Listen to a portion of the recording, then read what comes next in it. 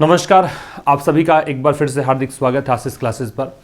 बात करेंगे 21 मार्च के फर्स्ट एडिटोरियल की। इसमें सबसे पहले देखिए वर्ड्स कौन कौन से आज आप सीखने वाले हैं। पहला शब्द दे रखा है स्ट्रिंग, जो कि एक नाउन है। इसका मतलब होता है सीरीज, या फिर आप इसे कह सकते हैं रो, या फिर कह सकते हैं क्यू। मीन्स कतार जो होती है उसे कहा जाएगा स्ट्रिंग, ये नाउन है। ठीक है। दूसरा शब्द डिसेंड ऑन, ये एक फ्रेजल वर्ब है। जब भी किसी वर्ब के साथ में आप प्रेपोजिशन जोड़ देते हैं तो वो फ्रेजल वर्ब बन जाती है।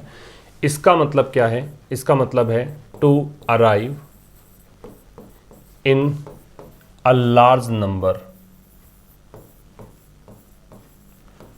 और ये जो अराइवल होता है ये अनएक्सपेक्टेड होता है, तो आप इसे लिखेंगे अनएक्सपेक्टेडली।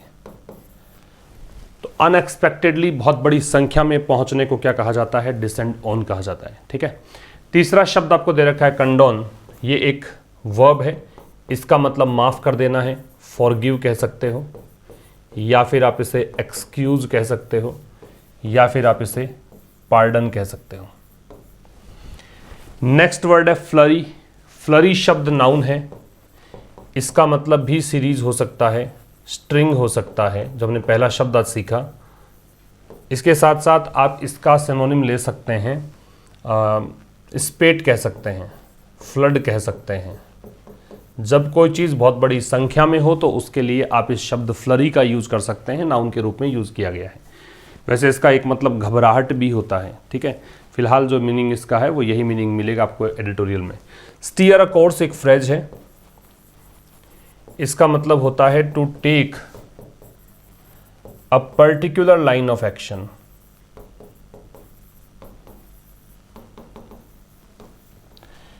मतलब जब आप बहुत बड़ी संख्या में कोई कार्यवाही करते हो, एक साथ में बहुत सारे एक्शंस लेते हो, तो उसके लिए यूज किया जाती है ये फ्रेज को। ये फ्रेज है स्टीयर अ कोर्स, या फिर इसकी जगह कोर्स की जगह पाथ भी आ जाता है कई बार।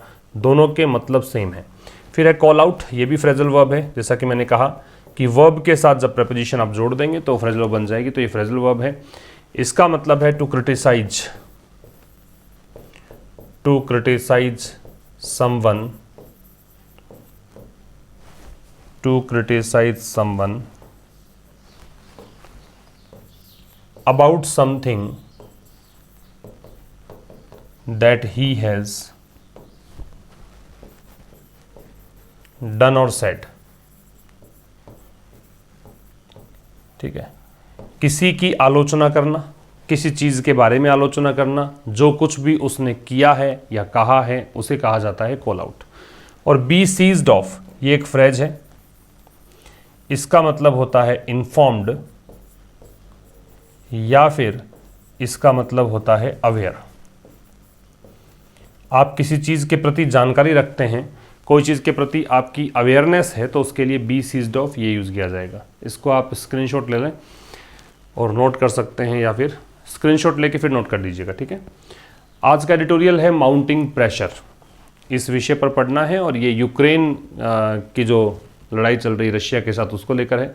रशिया लगातार अटैक जो किए जा रहा है उसको लेकर है, और उस पर भारत का स्टैंड अभी तक क्लियर नहीं है। तो बहुत सारे देश भारत पर दबाव बढ़ा रहे हैं। इसी कारण से ये टाइटल दे रखा है माउंटिंग प्रेशर, कि दबाव बढ़ रहा है।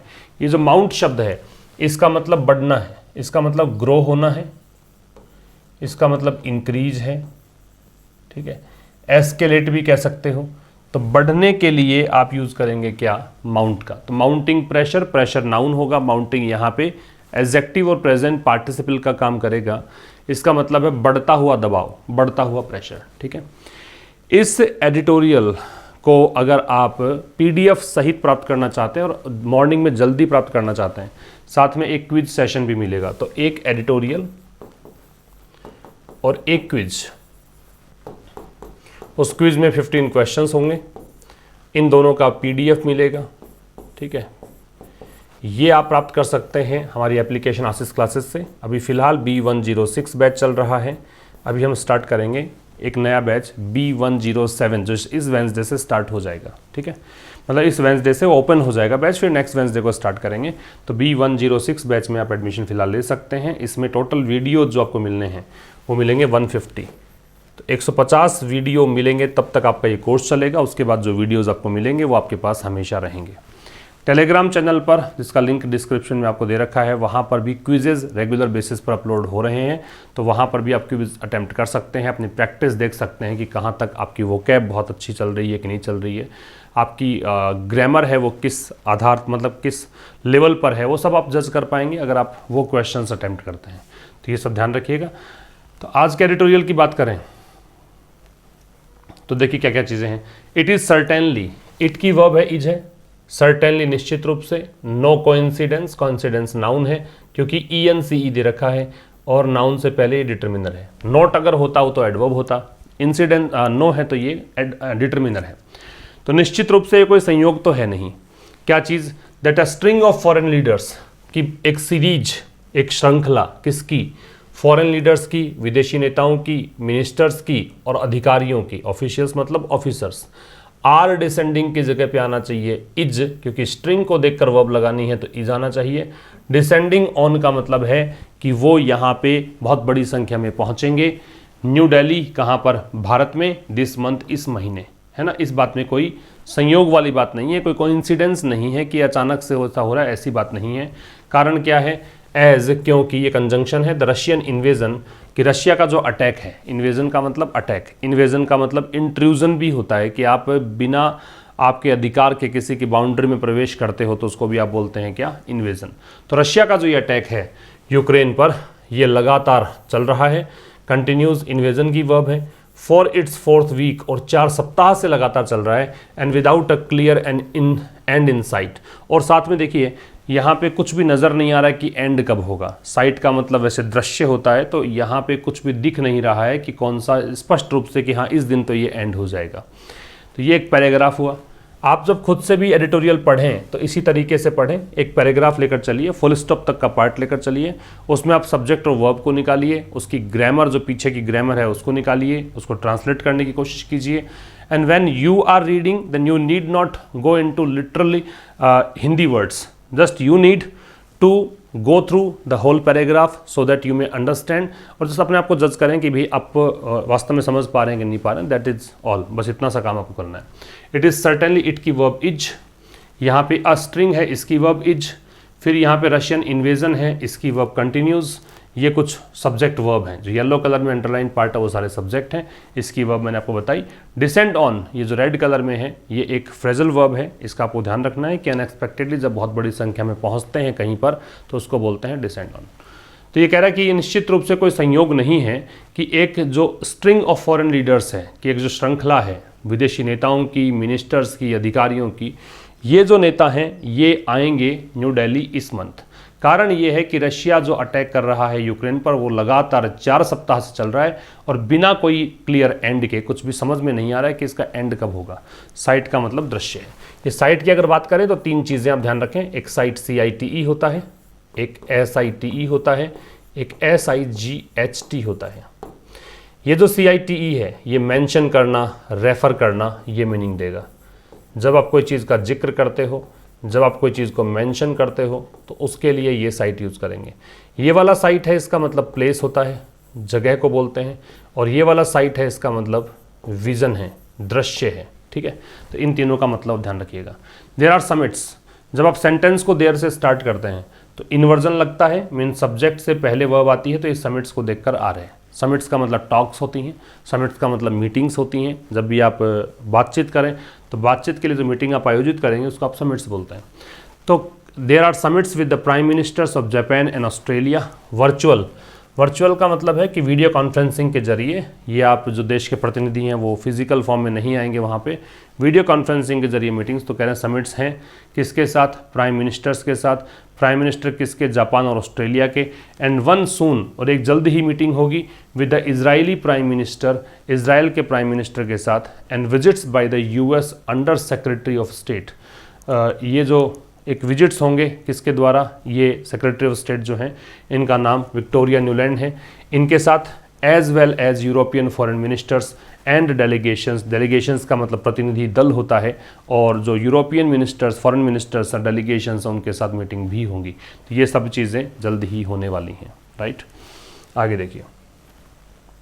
What the visits by NATO and Quad allies of the US all have in common is their planning at short notice.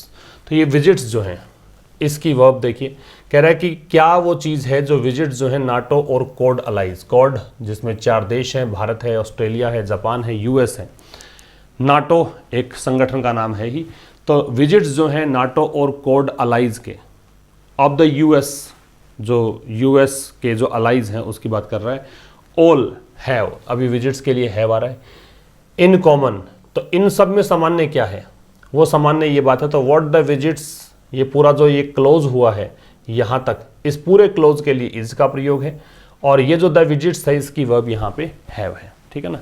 जब आप इसको ढंग से पढ़ते हैं तो इसमें पता लगेगा कि व्हाट वाला जो क्लोज है इस पूरे क्लोज को ही सब्जेक्ट माना गया है, इसकी वर्ब तो इज है, और ये जो विजिट्स है इसकी वर्ब यहाँ पे हैव है। तो what the visits by NATO and Quad allies of the US all have in common, तो क्या वो चीज़ है जो इनमें कॉमन है, वो चीज़ ये है कि they are planning at short notice, उनकी योजना, और वो भी शॉर्ट नोटिस पर, ठीक है। शॉर्ट नोटिस मतलब अभी तुरंत आपको नोटिस मिला ही है इस बारे में, तो इस शॉर्ट नोटिस पर उनकी प्लानिंग एंड पुटिंग डिस्कशंस, और क्या चीज़, डिस्कशंस, किस बारे में चर्चाएं चल रही है, किस बारे में, भारत के स्टैंड को लेकर कि भारत का रुख क्या रहेगा यूक्रेन को लेकर, at the top of their talks, उनकी बातचीत में सर्वोच्च स्तर पर, टॉप स्तर पर, तो उनकी बातचीत में टॉप स्तर पर क्या भारत का स्टैंड रहने वाला है, ये सब बातें रिपीट कर रहा हूँ। तो what the visits by NATO and Quad allies of the US all have in common, तो देखो नाटो के द्वारा जो विजिट्स हैं या फिर क्वाड अलाइज हैं जो यूएस के, उनके द्वारा जो विजिट्स हैं उन सब में एक बात कॉमन है, वो ये है कि वो शॉर्ट नोटिस पर अपनी प्लानिंग दिखा रहे हैं, साथ में डिस्कशंस कर रहे हैं भारत के स्टैंड को लेकर, स्टैंड किसको लेकर है, यूक्रेन को लेकर, और ये उनकी बातचीत में मतलब टॉप पर है कि भारत का क्या स्टैंड है, ये सब वापस आपस में कॉमन एक चीज़ चल रही है, सबकी चर्चाओं का विषय भारत बना हुआ है कि भारत का यूक्रेन को लेकर क्या स्टैंड है। तो विजिट्स की वर्ब हैव है, और व्हाट से लेकर यहाँ तक की वर्ब जो है वो इज है। Even Japanese PM Fumio Kishida, अब ये यहाँ तक कि जापान के प्रधानमंत्री है Fumio Kishida, who had a full bilateral agenda, bilateral का मतलब द्विपक्षीय, जिनका कि फुल बायलैटरल एजेंडा था, मतलब भारत और जापान की ही बात होनी थी, केवल 2 पक्षों की बात होनी थी, to discuss with prime minister, और ये एजेंडा किस लिए था, प्राइम मिनिस्टर से बात करने के लिए, प्राइम मिनिस्टर का नाम दे रखा है इसलिए यहाँ पे द नहीं लगा रखा है। ये आपको समझने वाली बात है कि प्राइम मिनिस्टर हो, प्रेसिडेंट हो, गवर्नर हो, इनके बाद में जो इनकम्बेंट है, जो उस पोस्ट पर बना हुआ है, उस पद पर बना हुआ है, उसका नाम अगर दे रखा है तो उससे पहले हम आर्टिकल नहीं लगाते हैं। तो यही कारण है कि यहाँ प्राइम मिनिस्टर से पहले आर्टिकल नहीं है। मान लीजिए कि यहाँ नरेंद्र मोदी नाम नहीं होता तो फिर आप प्राइम मिनिस्टर से पहले द लगा सकते थे, ठीक है। तो कह रहा है कि इवन जो है वो इम्फेटिक एक एडवर्ब है, इसका मतलब होता है भी, मतलब ये दबाव डालने, जोर डालने का काम करता है। तो कह रहा है कि जापान के प्रधानमंत्री जो हैं फ्यूमियो किशिडा, ये भी, अब ये हु लगा के थोड़ा सा इंट्रोड्यूस किया है, ये रिलेटिव प्रोनाउन होता है हु, जिनका कि पूरा का पूरा द्विपक्षीय एजेंडा था डिस्कस करने के लिए प्राइम मिनिस्टर नरेंद्र मोदी के साथ eight there much delayed annual summit meeting.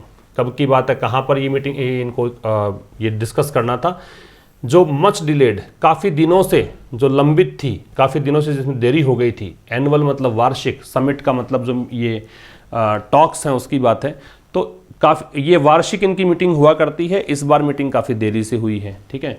तो उसमें ये मुद्दा डिस्कस करने थे, तो द्विपक्षीय एजेंडा तो था ही इनका।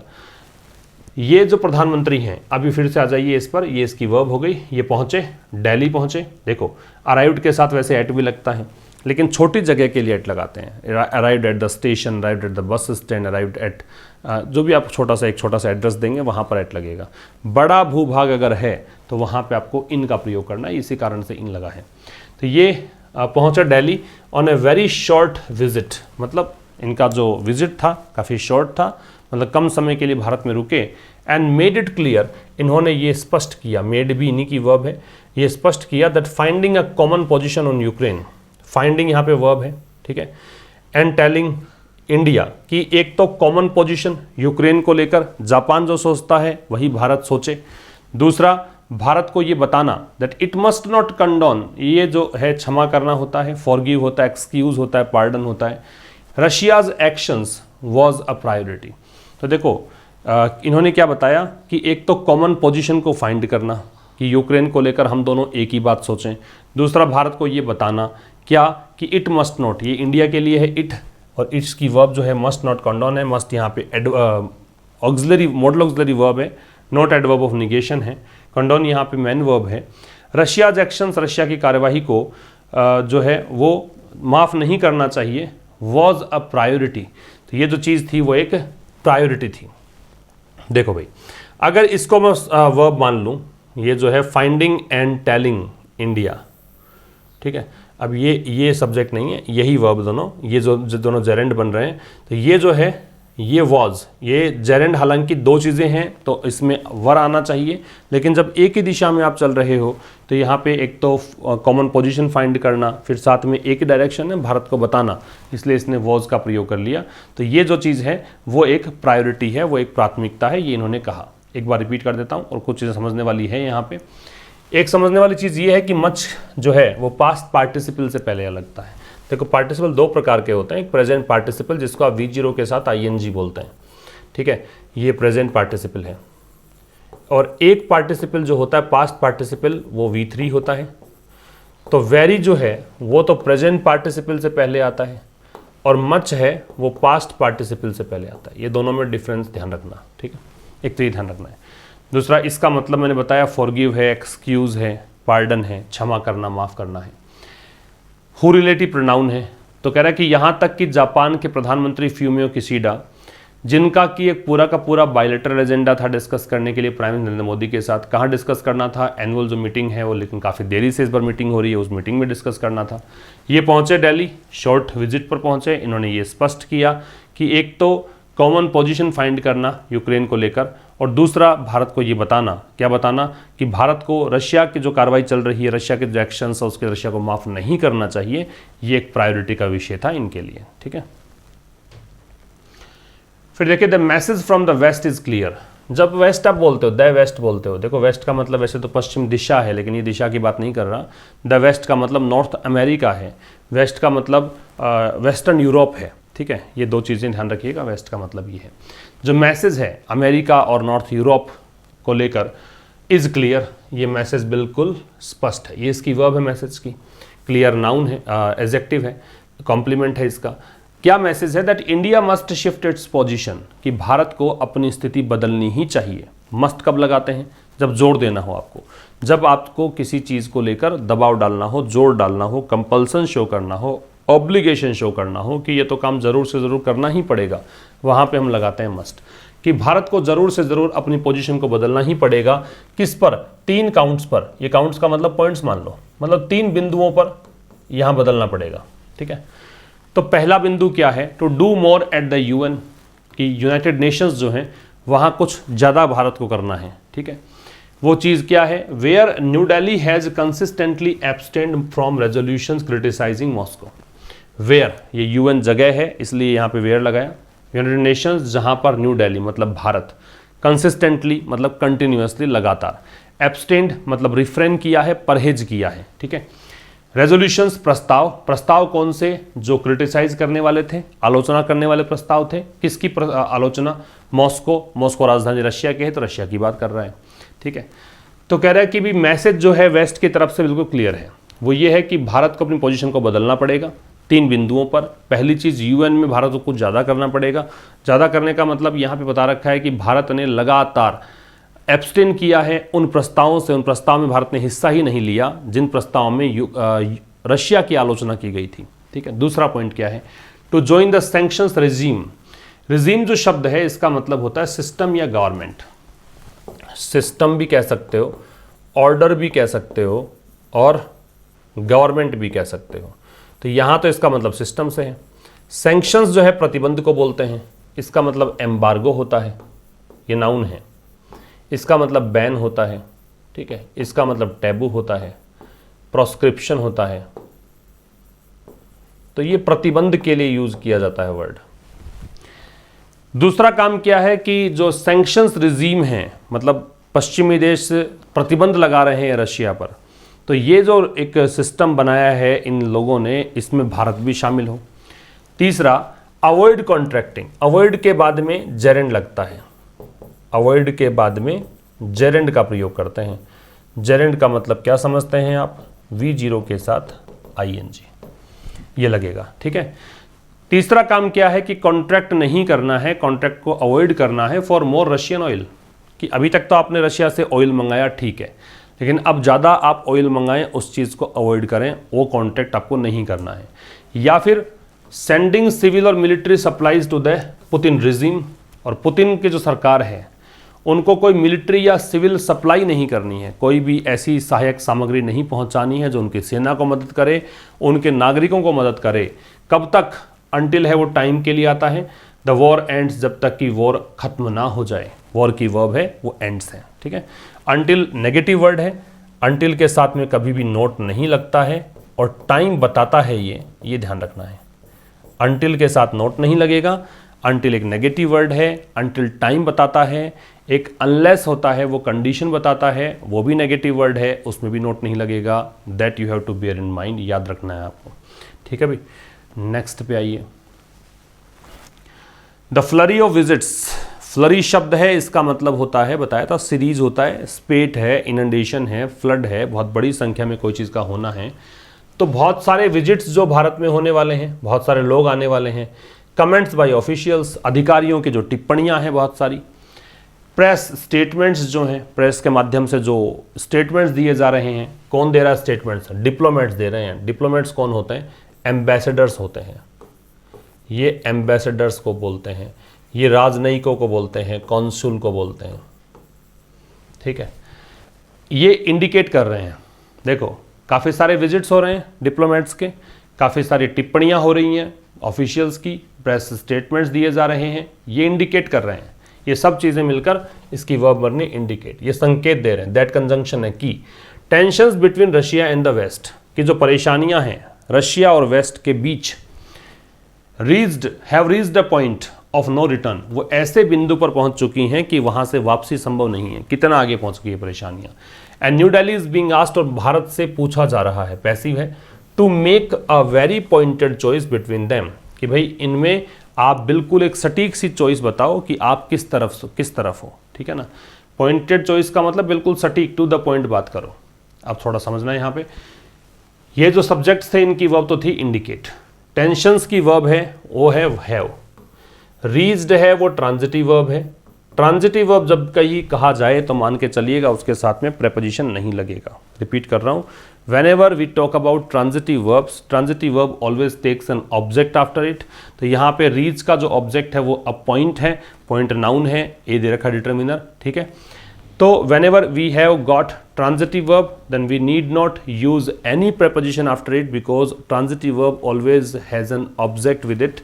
तो अगर आप preposition लगा देते हैं तो उसका भी object required होगा, जो कि इस condition में possible नहीं होता। ठीक, और बिटवीन के साथ में एंड लगता है, ये बात ध्यान रखनी है, ये बार बार मैं रिपीट करता हूँ चीज़ों को, ये ध्यान रखिएगा। ठीक है, जो चीज़ें मैंने बार बार में रिपीट की हैं, जो चीज़ें आप देखिए, एडिटोरियल से क्या एक्चुअल में सीख रहे हैं आप, एडिटोरियल से आपको वोकैब को रटने की ज़रूरत नहीं पड़ती है। एडिटोरियल से आपको कोई भी चीज़ जो फिलहाल चल रही है उस चीज़ को आप जब सुनते हैं, समझते हैं, पढ़ते हैं तो वो चीज़ें आपके जहन में फिट हो जाती है, मतलब करंट अफेयर्स आपका अपडेट हो जाता है। जब आप एडिटोरियल पढ़ते हैं तो आपको कोई भी एक्स्ट्रा टेक्स्ट पढ़ने की आवश्यकता नहीं है यदि आप ट्रांसलेशन सीखना चाहते हैं। जब आप एडिटोरियल पढ़ते हैं तो आपको वोकैब के रूल्स को रटने की ज़रूरत नहीं पड़ती है, यहाँ पे सारे रूल्स रिपीट होते रहते हैं, तो आपको समझ में आ जाता है कि हाँ इसकी एप्लीकेशन क्या है, इसको कैसे लागू करना है, कैसे लगाना है। तो एक चीज़ से चार चीज़ें आप सीखेंगे, वोकैबलरी, कॉम्प्रिहेंशन, ग्रामर, ट्रांसलेशन, साथ में पांचवी चीज़ करंट अफेयर्स आपका अपडेट होता है। तो एक चीज़ जो 30 मिनट्स 35 मिनट्स आप डिवोट करते हैं इस चैनल पर शाम को 5 बजे मंडे टू फ्राइडे, वो सब कुछ आपको एक मतलब इंग्लिश के लिए पूरा पैकेज में कह सकता हूँ कि इंग्लिश इंप्रूवमेंट का इससे बढ़िया तरीका आपको नहीं मिलेगा।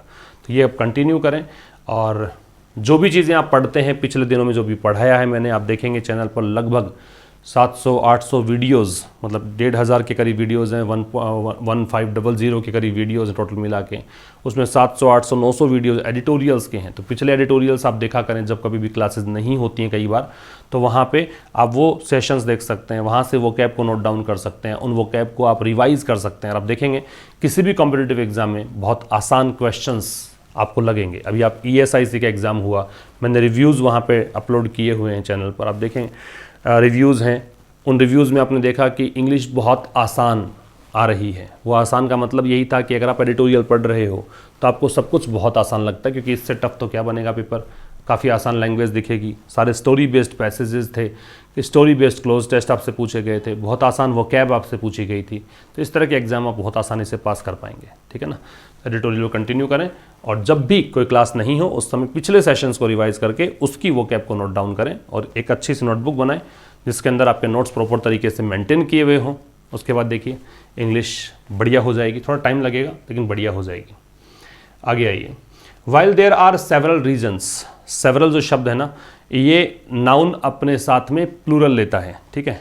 तो कह रहा है, और वाइल जो है कंजंक्शन है यहाँ पे, इसका फंक्शन ये है कि वाइल दो क्लोज को जोड़ेगा, दो उपवाक्यों को जोड़ेगा, दोनों उपवाक्य एक दूसरे के विपरीत होंगे। तो यद्यपि जो ऑल्दो या दो का फंक्शन होता है वो फंक्शन इसका बन जाता है। तो यहाँ पे इसको आप पढ़ सकते हैं ऑल्दो या दो। तो यद्यपि देयर आर सेवरल रीजन्स, बहुत सारे कारण हैं। Why New Delhi has, New Delhi की वर्ब हैज़ है। डिक्लाइन का मतलब रिफ्यूज़ है, कि क्यों भारत ने इनकार कर दिया। द अटेम्प्ट्स, उन प्रयासों से, प्रयास क्या है, to steer it from its course. भी स्टीयर इट्स कोर्स का मतलब क्या है, बहुत सारी कार्यवाहियां करना, ठीक है।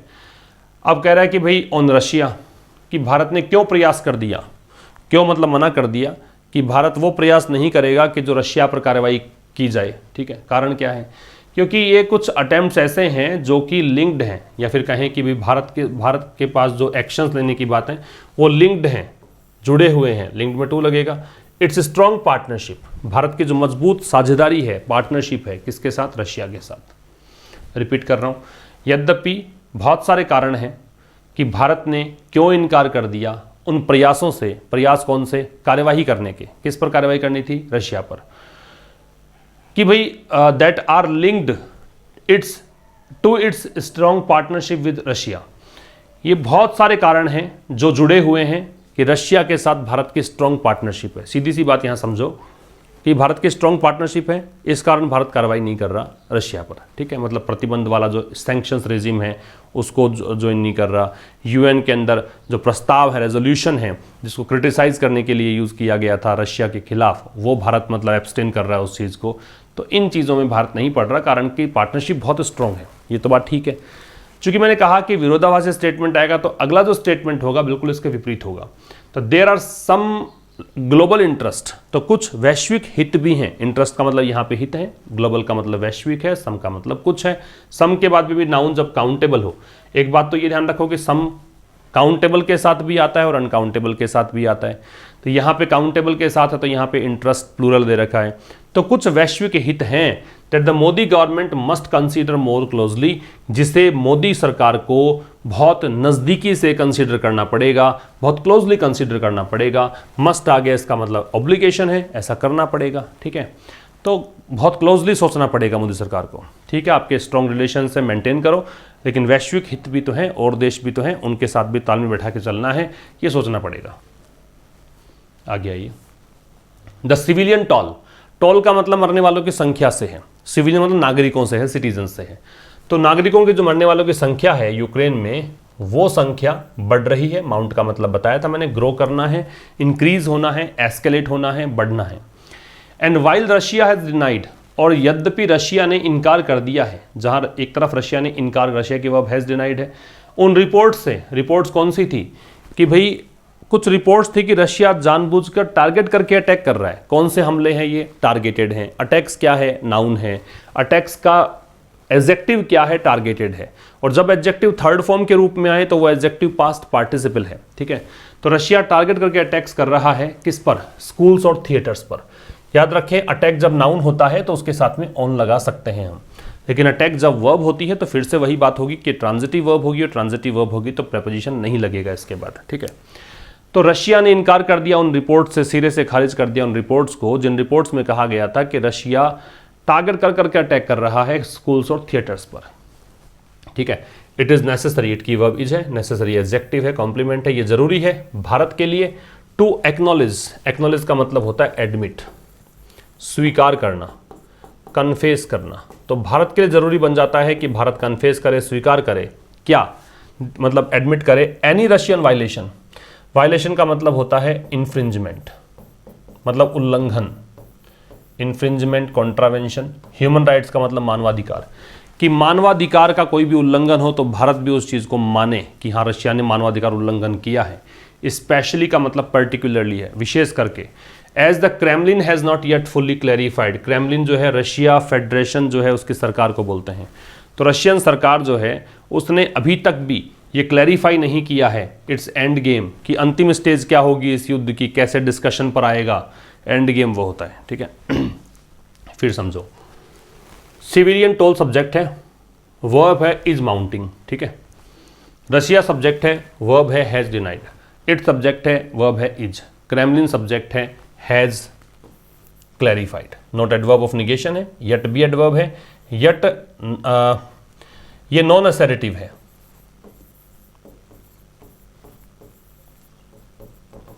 नेगेटिव सेंटेंसेस में यट का प्रयोग हम करते हैं। फुल्ली एडवर्ब है, क्लैरिफाइड इसकी वर्ब है, हैज के साथ थर्ड फॉर्म है।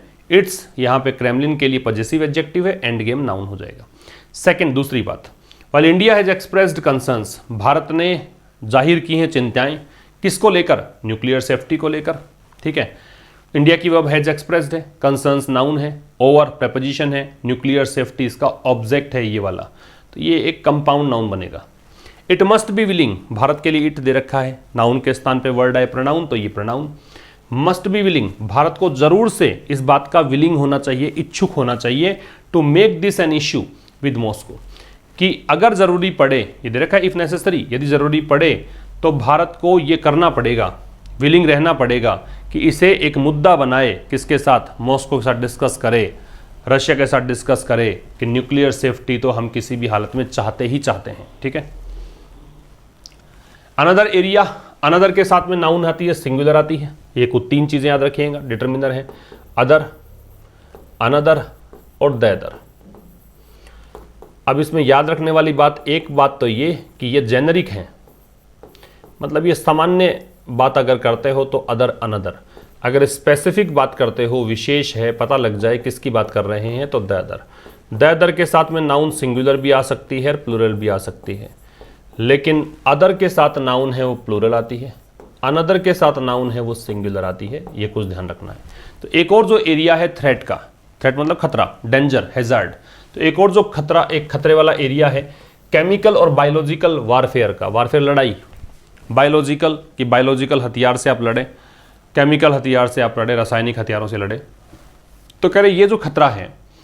And while the Indian representative spoke strongly at the UN security council, Bharat के प्रतिनिधि ने बात करी स्ट्रांगली, बड़ी मजबूती से, कहाँ पे, यूएन सिक्योरिटी काउंसिल से, यूएन के सुरक्षा परिषद से, मतलब बात वहाँ पे यूएन सुरक्षा परिषद के अंदर भारत के प्रतिनिधि ने बड़े स्ट्रॉन्ग शब्दों में बातचीत करी, किस बारे में, importance off fully implementing the biological toxin and toxin weapons convention. Convention का मतलब समझौते से है, अग्रीमेंट से है, इसके बारे में कि इसका पालन तो होना ही चाहिए, इन समझौतों का पालन होना चाहिए।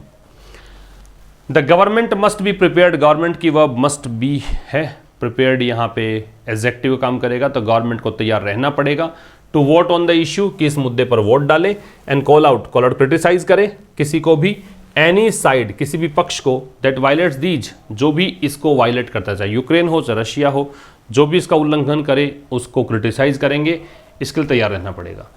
अनदर एरिया की वर्ब इज है, इंडियन रिप्रेजेंटेटिव की वर्ब स्पोक है, गवर्नमेंट की वर्ब मस्ट बी है, और दैट यहाँ पे दे रखा है साइड रिलेटिव प्रोनाउन, इसकी वर्ब वायलेट्स है, वायलेट्स का मतलब इन्फ्रिंज है, कॉन्ट्रावीन है, इन्फ्रिंज तो मैंने लिख दिया था वहाँ पे, यहाँ से कॉन्ट्रावीन एक वर्ड और समझ जाए आप, ठीक है। एज द वॉर प्रोग्रेसेज, अब जैसे जैसे लड़ाई आगे बढ़ रही है, प्रोग्रेसेज वॉर की वर्ब है, वॉर सिंगुलर है, ये वर्ब सिंगुलर है, तो जैसे जैसे ये लड़ाई आगे बढ़ रही है, मोर सच डिबेट्स विल अराइज, तो ऐसी बहुत सारी डिबेट्स जो है वो इमर्ज होंगी, अराइज होंगी, अराइज होना मतलब इमर्ज होना, आगे चलकर ऐसे डिबेट्स और आएंगी सामने, ठीक है। सच के बाद नाउन प्लूरल आती है, या सिंगुलर लगाओगे तो उससे पहले आर्टिकल लगाना पड़ेगा, ए या एन, अगर अब ये काउंटेबल है तो ऐसी डिबेट्स और आएंगी सामने। New Delhi must retain, retain का मतलब मेंटेन होता है, और भारत को ज़रूर से ज़रूर मेंटेन करना पड़ेगा, बना के रखना पड़ेगा अपनी एबिलिटी को। एबिलिटी कौन सी है भारत वाली? जज एंड शिफ्ट इट्स पोजीशन, कि भारत जज करे और बदले अपनी पोजीशन को। कहाँ से कहाँ बदलना है? बीइंग न्यूट्रल, फिलहाल तो भारत न्यूट्रल बना हुआ है। एब्सटेंशनिस्ट, और मतलब परहेज कर रहा है वोटिंग से, है ना, एब्सटेंशन वाली नीति है। 2-1, तो अब कौन सी नीति में आना है? इस वाली पोजीशन पर, more wholly seized of. Seized of का मतलब अवेयर होना, इन्फॉर्म्ड होना, कि भारत को पूरी तरह जानकारी हो मुद्दों के बारे में, ठीक है, भारत इन्फॉर्म्ड हो, भारत अवेयर हो इस बारे में। And as a leading nation, और एक अग्रणी राष्ट्र के रूप में, नेशन नाउन है, लीडिंग एडजेक्टिव है, ये डिटर्मिनर है, that is able to exercise, वो राष्ट्र जो कि सक्षम है किस चीज में? Exercise strategic autonomy. ऑटोनॉमी स्वायत्ता होती है, फ्रीडम होती है, खुद से निर्णय लेने की जो एक कह सकते हो कि आपको एक फ्रीडम दे रखी है, वो है स्ट्रेटेजिक रणनीतिक, कि भारत अपनी रणनीतिक स्वायत्ता का प्रयोग कर सकता है। ऑन मैटर्स ऑफ प्रिंसिपल, उन मुद्दों पर जो सिद्धांत के मुद्दे हैं। व्हेन रिक्वायर्ड, जब भी जरूरी हो तो भारत उस चीज़ को फॉलो करे। रिपीट कर रहा हूँ, तो जैसे जैसे वो आगे बढ़ेगा ऐसी डिबेट्स और आएंगी, और भारत को अपनी एबिलिटी जो है जज और शिफ्ट करने की पोजीशन को, उसको रिटेन करना पड़ेगा। पोजीशन कौन सी? फिलहाल न्यूट्रल पोजीशन है, एब्सटेंशनिस्ट की पोजीशन है, तो उससे बदलना है ऐसी पोजीशन में कि भारत को सब मुद्दों का पता हो। एक लीडिंग नेशन के रूप में, वो नेशन जो कि एक्सरसाइज कर सकता है, यूज कर सकता है अपने स्ट्रेटेजिक ऑटोनॉमी को, प्रिंसिपल के जो मैटर्स हैं उनमें सिद्धांतिक मुद्दों पर जब जरूरी हो, तो इस तरह से भारत को पोजीशन बदलनी पड़ेगी, मेंटेन करनी पड़ेगी। तो ये था आज के इस सेशन में। मुलाकात होगी अब कल ठीक शाम 5 बजे, तब तक के लिए नमस्कार, थैंक यू वेरी मच।